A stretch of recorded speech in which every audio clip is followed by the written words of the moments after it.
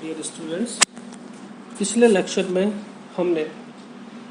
यह डिस्कस किया था कि प्लेन वेव एनालिसिस को यूज करने की कंडीशंस क्या हैं, और यह भी देखा था कि differential scattering cross section sigma theta phi scattering amplitude F theta phi पर निर्भर करता है. So for partial wave analysis, first of all we have to expand a plane wave into the spherical wave for find out f theta phi. और यदि हम यह मान लें कि पोटेंशियल स्फेरिकली सिमेट्रिक है, तो स्फेरिकली सिमेट्रिक पोटेंशियल के लिए एंगुलर मोमेंटम कंजर्व रहता है, and therefore the angular momentum of the particle for spherically symmetric potential is same before and after the collision. As we have already discussed that the incident wave is represented by a plane wave function psi incident are equal to exponential ikz, which is equal to exponential ik dot r or exponential ikr cos theta. We may express this expression in terms of a superposition of angular momentum eigen states, each with a definite angular momentum L. And so we can write exponential kr cos theta in terms of Legendre polynomial pl cos theta as equation number 2, which is summation L equal to 0 to infinite I to the power L 2L plus 1 gl kr pl cos theta. The Schrodinger equation in center of mass frame can be written as equation number 3 minus h cross square by 2 mu del square psi r plus v r psi r equal to e psi r. पिछली क्लासों में हम यह discuss कर चुके हैं कि इस इक्वेशन का जो मोस्ट जनरल सॉल्यूशन है वह इस प्रकार लिखा जा सकता है: psi r equal to CLM r KL r y LM theta phi. We are central potential है, सिमेट्रिक है about the X axis, so m equal to 0 होगा, और जब m इक्वल टू 0 है तो y L 0 theta phi this will be equal to PL cos theta, and hence we can write equation number 4 as psi r theta equal to summation L equal to 0 to infinite r KL r PL cos theta. अगर हम equation number 5 को 2 में substitute कर दें तो psi incident और psi scattered की value रखने के बाद हमें इक्वेशन नंबर 6 प्राप्त होगी, और यदि j इक्वल टू 0 हो तो इस इक्वेशन से हमें equation number 7 summation L equal to 0 to infinite I to the power L 2L plus 1 GL KR PL cos theta plus F theta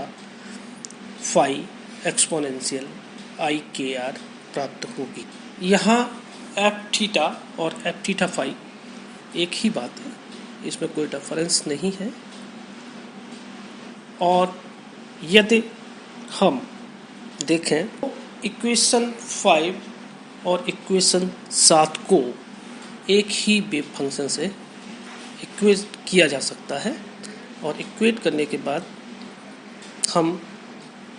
इसमें यह कंडीशन लगाएं कि जी असिम्प्टोटिक बिहेवियर जो r equal to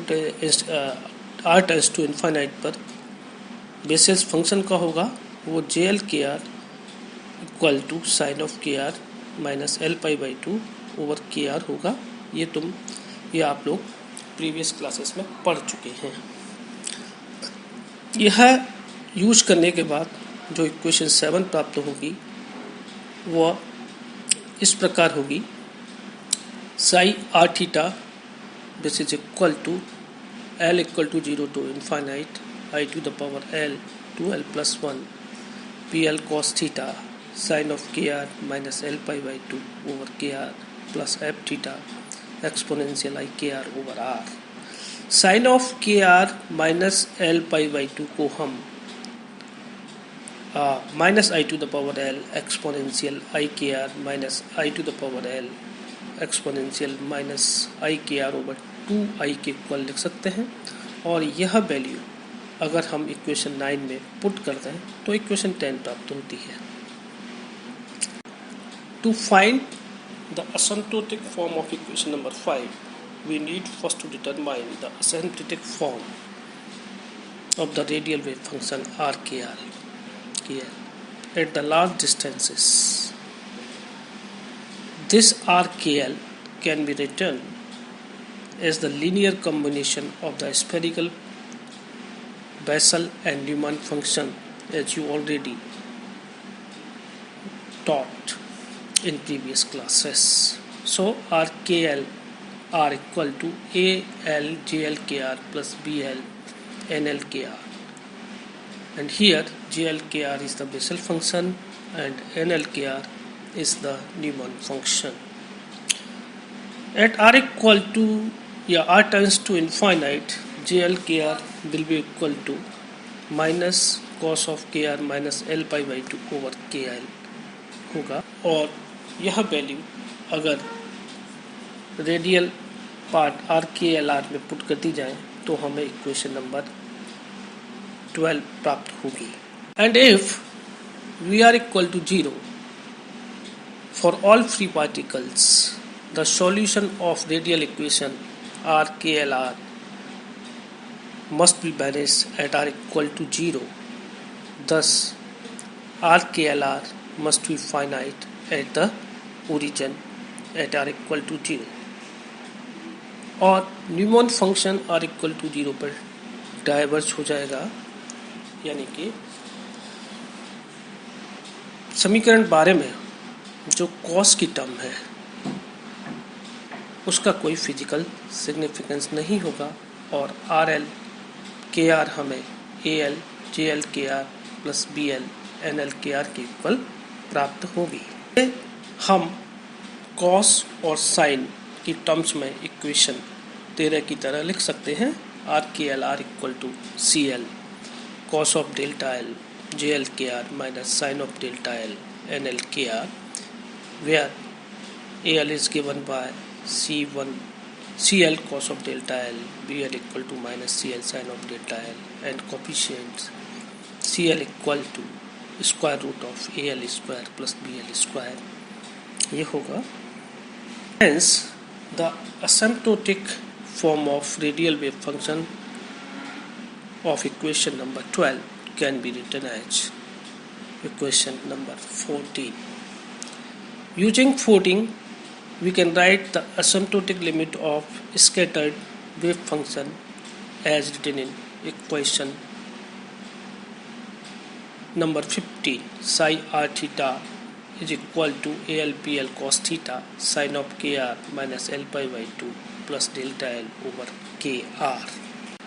sin of KR minus L pi by 2 plus delta R को हम expand कर इस प्रकार लिख सकते हैं और इक्वेशन नंबर 15 में इस वैल्यू को रखते हैं तो जो 15 इक्वेशन प्राप्त होगी that will be the equation number 16 psi r theta. This is given in equation number 16. Now on comparing 16 and 10 we find this equation psi r theta equal to exponential minus I k r over 2 I k r summation I to the power del 2l plus 1 pl cos theta exponential I k r over f theta plus 1 over 2ik summation I to the power L minus I to the power L 2L plus 1 PL cos theta. And so we have on comparison 2L plus 1 I to the power 2L equal to AL I to the power L exponential minus I delta L. और ये comparison करने के बाद जो AL की value मिलेगी this is equal to AL equal to 2L plus 1 I to the power L exponential I delta L. इस 17 को अगर 16 में पुट कर दिया जाए तो हमें इक्वेशन नंबर 18 प्राप्त होगी जिसमें एफ थीटा का मान दिया गया है और exponential I 2I delta L minus 1 over 2I equal to exponential I delta L sine of delta L and I to the power L minus I to the power L equal to 1. अगर ये values put कर दी जाए तो हमें equation number 19 से 19 प्राप्त होगी F theta equal to summation L equal to 0 to infinite F L theta that is F L theta five equal to 1 over 2 के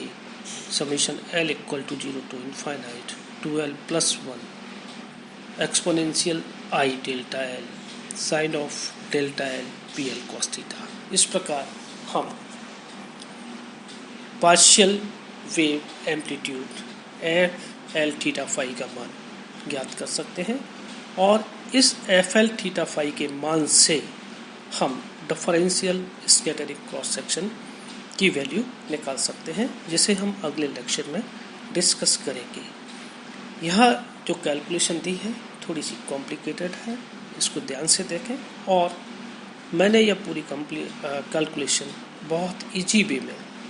आपको PDF नोट्स में प्रोवाइड कर रखी है. इन दोनों को कंबाइन करके ही पढ़ा जाए और आप एग्जामिनेशन पर्पस से जो PDF नोट्स हैं उनका यूज करें.